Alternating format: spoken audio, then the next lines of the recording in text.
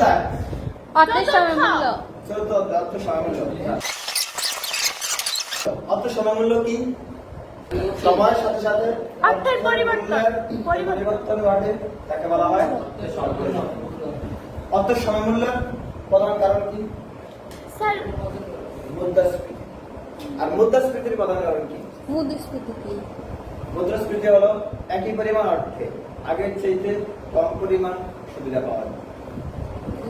যেমন আগে 10 টাকা দিয়ে কি খেতে, দুটো সিঙ্গারা খেতে, এখন 10 টাকা দিয়ে একটা সিঙ্গারা। টাকার মূল্য বাড়ছে না কমছে? টাকা কম। এটাকে বলা হয় মুদ্রাস্ফীতি। তাহলে অর্থের সমমূল্য কি? অর্থের পরিবর্তন ঘটে, তাকে বলা হয় অর্থের সমমূল্য। সমমূল্য। সুযোগ ব্যয়। সুযোগ ব্যয় কি?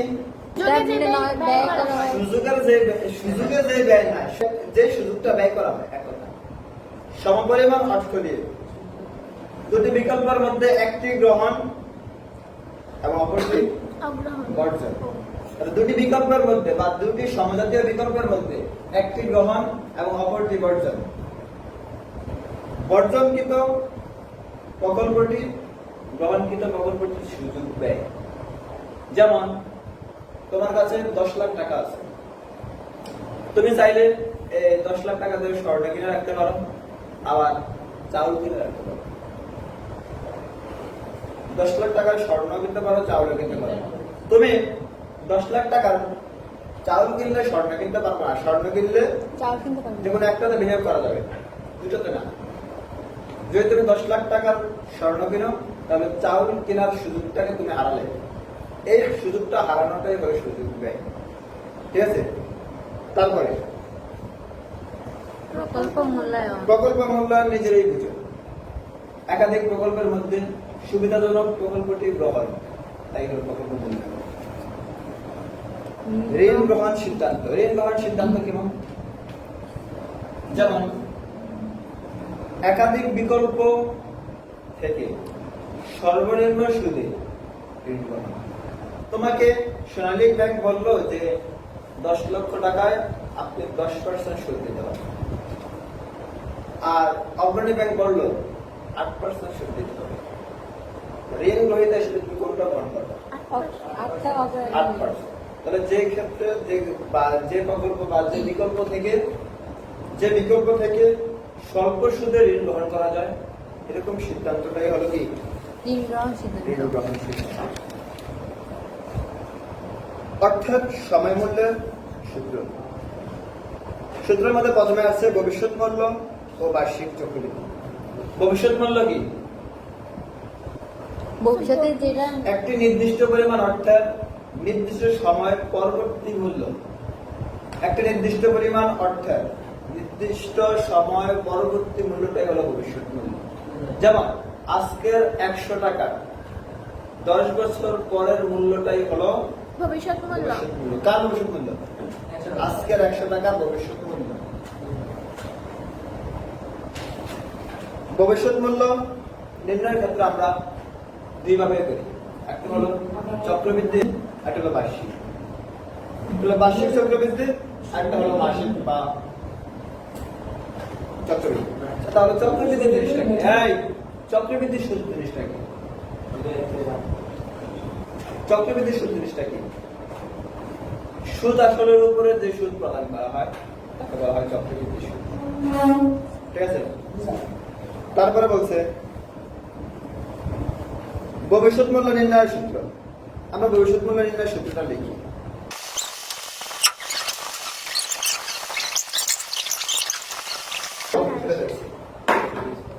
ভবিষ্যৎ মূল্য ফিউচার ভ্যালু। ফিউচার ভ্যালু প্রকাশ করা হয় কি দ্বারা? এফবি দ্বারা। এফবি দ্বারা। বর্তমান মূল্যকে কি দ্বারা প্রকাশ প্রেজেন্ট করা হয়? ভ্যালু পিভি দ্বারা। পিভি দ্বারা প্রকাশ করা হয়। এই অধ্যায়ে সময়টা প্রকাশ করা হয় কি দ্বারা? টি দ্বারা। সময়টা প্রকাশ করা হয় এন দ্বারা। ও আচ্ছা। এন দ্বারা। তাহলে এন মানে কি? এন মানে তো বছর। বছর। সময় ইংরেজি তো টাইম। তাহলে স্যার সময় তো টাইম। সময় কি? টাইম। PIM মানে পিআই। টাইম না? হ্যাঁ। স্যার সময় তো টাইম। তাহলে স্যার কেন আপনি এখানে এক লাখ প্রশ্ন না? না। নেক্সট হলো number of number of year number of year বছরের তাহলে এন দিয়ে কখনো মাস বুঝাবে না, বছর বছর বুঝাবে। এই জন্য নাম্বার অফ ইয়ার এই নাম্বারের এনটাই আসছে আমাদের এন। ঠিক আছে? জি স্যার আবার এটাকে আর দিয়েও প্রকাশ, rate of interest, rate of interest এটা ছিল আমাদের ক্ষেত্রে এম এম মানে কি? এম মানে মাস ম্যাচুরিটি এম মানে কি? ম্যাচুরিটি ম্যাচুরিটি মানে কি? মেয়াদ। তো স্যার আমার বন্ধু তো ম্যাচিউর হয়েছে, মেয়াদ করতে গেছে। ম্যাচ উত্তীর্ণ হয়েছে না পূর্ণ হয়েছে উত্তীর্ণ হয়েছে না পূর্ণ পূর্তি বলো পূর্ণ বলো, স্যার মেয়াদ পূর্ণ হয়েছে যদি বলে তাহলে মেয়াদ উত্তীর্ণ হয়েছে না। ম্যাচিউর এখানে ম্যাচিউর বলতে সময় পর পর কাল। ঠিক আছে? তাহলে এ হলো আমাদের মোটামুটি স্যার ভবিষ্যৎ মূল্য, ফিউচার ভ্যালু প্রেজেন্ট ভ্যালু বর্তমান মূল্য, প্রেজেন্ট ভ্যালু সময় হ্যাঁ ইন্টারেস্ট। আই প্রেজেন্ট ভ্যালু দুইটা সূত্র। আমরা এখন বর্তমান মূল্য, বর্তমান মূল্য নির্ণয় সূত্র। বর্তমান মূল্যকে আমরা কি দিয়ে প্রকাশ করছি? টিভি দ্বারা PV equal to FV by 1 plus I whole power এক প্রেজেন্ট ভ্যালু দ্বিতীয় সূত্র FV by 1 plus I whole power and আমি কথা বলা যাবে তখন কোনটা ব্যবহার করবেন? জি স্যার যখন বার্ষিক চক্রবৃদ্ধি হয়, বার্ষিক চক্রবৃদ্ধি বছরে একবার, তখন এটা। আর যখন একাধিক চক্রবৃদ্ধি হয়, এক বছরের ভিতরে একাধিক চক্রবৃদ্ধি হয়, একাধিক চক্রবৃদ্ধির ভিতরে কি কি হতে পারে? দ্বিমাসিক প্রথমে হতে পারে দ্বিমাসিক, ত্রৈমাসিক তারপরে ত্রৈমাসিক, তারপরে ষান্মাসিক ষান্মাসিক, তারপরে পাক্ষিক পাক্ষিক, তারপরে সাপ্তাহিক, দৈনিক, তারপরে কোয়ার্টারলি, কি কোয়ার্টারলি। স্যার 5 মাস পর পর যেটা ওটা কি কয়? 5 মাস পর কিছু আসে। ও তাহলে প্রেজেন্ট ভ্যালু নির্ণয় সূত্র দুইটা, একটা হলো এফবি বার্ষিক সুদের ক্ষেত্রে আর একটা হলো একাধিক চক্রবৃদ্ধি সুদের ক্ষেত্রে। তাহলে এখান থেকে আমরা কি নিতে পারবো? প্রেজেন্ট ভ্যালু থেকে কি নিতে পারবো? না, এই ভাগাকার আছে না গুণাকার আছে? ভাগাকারে। আমরা যখন সমীকরণে আমরা করি তখন ডান সাইডে বাদ থাকলে বাম সাইডে গেলে গুণ হয়। গুণটা আমরা একই রকম রাখলাম টিভি আমরা গুণ করে দিব। PV 1 plus I power power n সমান সমান এফবি আবার হিসাবে by 1 plus I by m power n m এটা কেন যাবে? হ্যাঁ হ্যাঁ কিভাবে? স্যার এটা Same ভাবে sir. Future value into 1 plus I by m power n sir future value না তো স্যার ফিউচার ভ্যালু লিখতে একরকম যেটা সমান সমান ফিউচার ভ্যালু সমান সমান ইউজার ভ্যালু কখন? এটা হচ্ছে এটা বার্ষিক বার্ষিক। বার্ষিক চক্রবৃদ্ধি থাকলে একসাথে বর্তমান। বর্তমান এবং ভবিষ্যৎ। এটা বর্তমান, আর এটা বর্তমান আর এটা ভবিষ্যৎ ভবিষ্যৎ। তাহলে এটা কখন? বার্ষিক বার্ষিক। আর এটাও বার্ষিক এটাও বার্ষিক। আর এটা চক্রবৃদ্ধি চক্রবৃদ্ধি। আর এটা এটাও চক্রবৃদ্ধি তাহলে আমাদের মোট 4টা সূত্র গেছে। এখন আছে জি স্যার। আরেকটা ইফেক্টিভ অ্যানুয়াল রেট এটা আচ্ছা আমরা কি লিখিতটা কয় নিচে আপনাদের গিফটটা করার কারণ আছে। তা আমরা তো গিফটটা কয় আমাদের গিফটটা করার কারণ আছে। এটাই বা ঠিক আছে কারণ আমাদের নিয়ম হলো যদি কারোর থেকে টাকা পাওনা থাকি কতক্ষণ তাড়াতাড়ি উঠাবো হ্যাঁ স্যার না আমার কাছে রাখবো। আর যদি কেউ পাওনা থাকে যত দেরিতে দেওয়া যায়, একদিন দেরিতে দিলে একদিন এই টাকাটা আমি আমার ব্যবসায় effective annual rate rate rate, এটা প্রায় সময় গণনা করার জন্য আসে। আর এটার অঙ্কটা কিন্তু একটু ডিফিকাল্ট। ও অন্যগুলোর মতো ক্যালকুলেশন করলে হয় না, একটু ঘুরিয়ে ক্যালকুলেশন করতে হয়। তাহলে এই প্রায় সময় সংক্ষিপ্ত প্রশ্ন আছে ই এ আর এর অনুরূপ কি? ইফেক্টিভ অ্যানুয়াল রেট অর্থ কি? প্রকৃত সুদের হার সুদের হার। প্রকৃত সুদের হার। সকল প্রশ্নে পাওয়ার থাকে n থাকে না n থাকে? এম এম এম n, তাহলে তাহলে এটা কত? খেয়াল রাখতে হবে। কখন আমরা এই সূত্রটা আমি তো এডি পিসি কখন আমরা সূত্র দিয়ে অঙ্ক করব? এখন বলবে যে প্রকৃত সুদের হার এখান থেকে ভবিষ্যৎ মূল্য নির্ণয় হবে না, বর্তমান মূল্য নির্ণয় হবে না, নির্ণয় হবে সুদের হার। তাহলে প্রকৃত পক্ষে কতটুকু পাও এটা হলো নির্ণয় করা হয় কি এর হার, প্রকৃত সুদের হার। আর মাসিক বা চক্রবৃদ্ধি সুদের ক্ষেত্রে এক বছরের প্রকৃত পক্ষে কত পার্সেন্ট হারে সুদ পাওয়া যায় এটা নির্ণয় পদ্ধতির নামে হলো ইএ। আর এটা রেট, এটার অ্যান্সার বের হবে পার্সেন্ট। কিসে? পার্সেন্ট। পার্সেন্ট। আচ্ছা, আরেকটা জিনিস, আরেকটা আছে বিধি 72 বা বিধি 69। ও এনে কইছিল বুঝছিলাম? ও এনে কইছিল তাহলে বিধি 72 এই এটা রুল বাদ দিতে ওয়াও, বাদ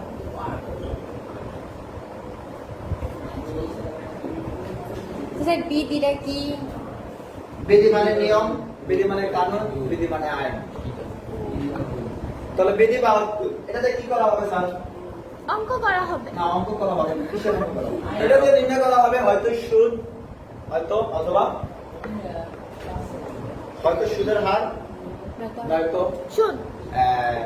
বলছো বিধি 72 বা বিধি 69।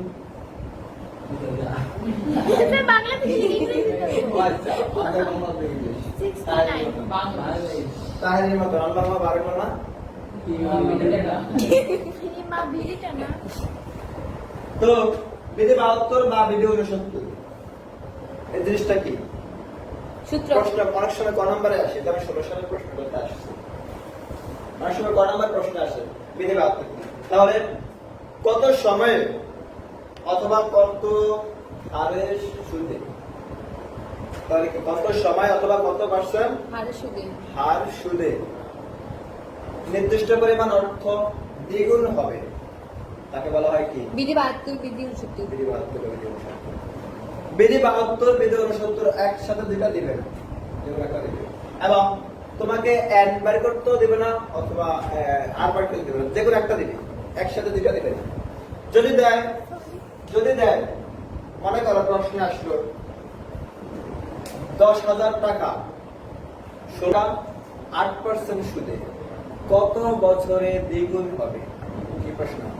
10,000 টাকা আর সুদে কত বছরে দ্বিগুণ হবে? বছর চাইছে না বছর চাইছে। বছর চাইলে n ইকুয়াল টু 72%। ওমা ওমা তাহলে এটা কেমনে তো করব? এটা হলো বছর নির্ণয়ের সূত্র। আর যদি বলা হয় যে ও আই এর মান, তাই মানে যে আই পার্সেন্টেজ মানে আই লিখে দেন, আই লিখে। আর যদি বলে যে না আপনি আর মান যদি বলেন তাহলে 72 কত দিয়ে আসবে? 8 n দিয়ে। ও এটা আমি বললাম 10,000 টাকার 8% সুদে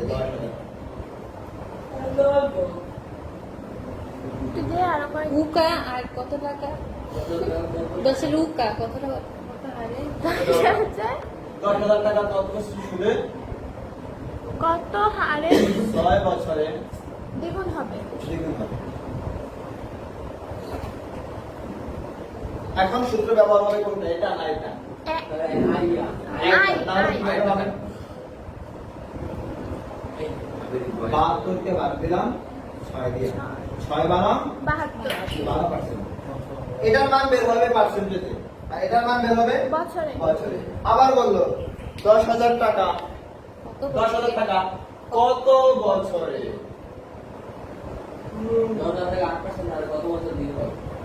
হ্যাঁ, ভালো বলেছো। স্যার আগে কনফার্মেন্ট তাহলে ক্লাস এটা 12% সুদে কত বছরে? তাহলে 10,000 টাকা 12% সুদে কত বছরে দ্বিগুণ হবে? এখন সূত্র প্রয়োগ হবে এটা n সমান সমান 72 প্লাস i।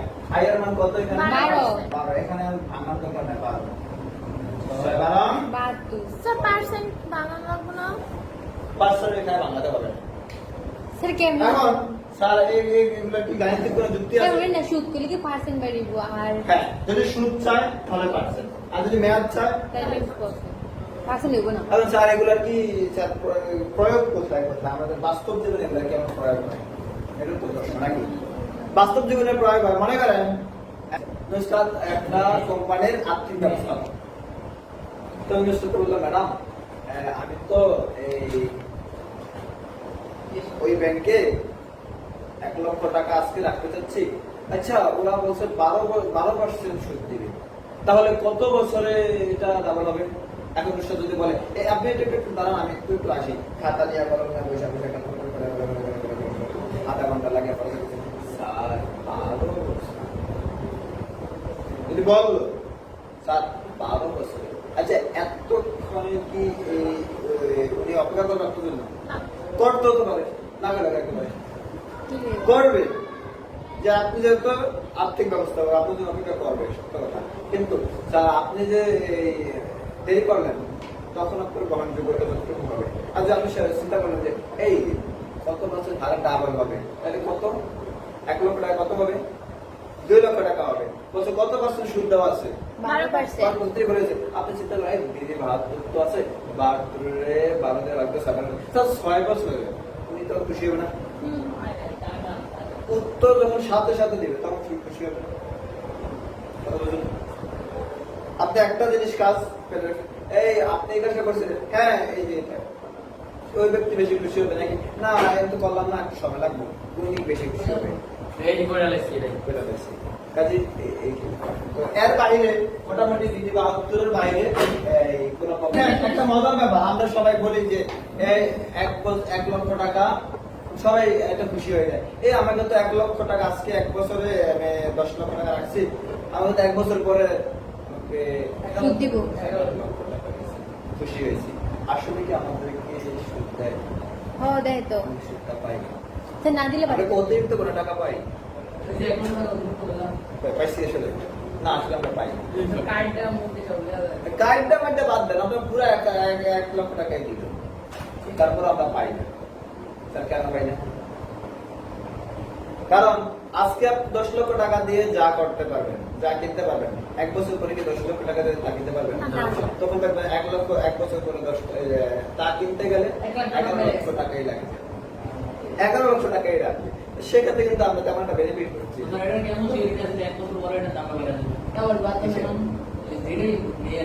সবকিছুই বাড়তেছে মুদ্রার মান ধীরে ধীরে কমতেছে আচ্ছা মুদ্রার মান কমে কেন বৈদেশিক মুদ্রা যত অভাব